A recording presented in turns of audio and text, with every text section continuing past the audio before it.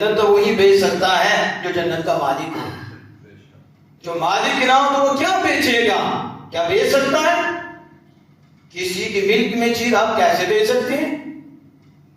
تو بیچنے کے لیے تو آپ کو مالک ہونا پڑے گا، آپ کو اجازت ہوگی، مگر نہ نہیں بیچ سکتے.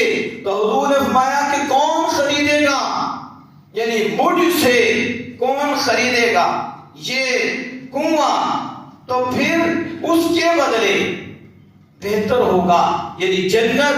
تو سیدنا عثمان غنی رضی اللہ کیا کہتے ہیں؟ فَاشْتَرَيْتُهَا، میں نے اس کو رسول اللہ سے خریدا، اس کے بدلے میں نے کنواں خریدا اور اس کے بدلے کیا نہیں؟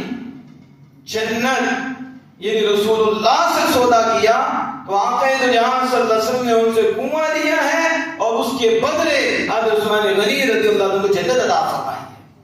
اس لیے کہا حوض کوثر کے مالک حضرت عثمان ہیں. اس لیے حضرت عثمان کے دشمنوں کو حوض کوثر سے کچھ نہیں ملے گا، کیونکہ حوض کوثر تو انہوں نے خریدا ہے. وہ سیدنا عثمان غنی ذوالنورین ہیں.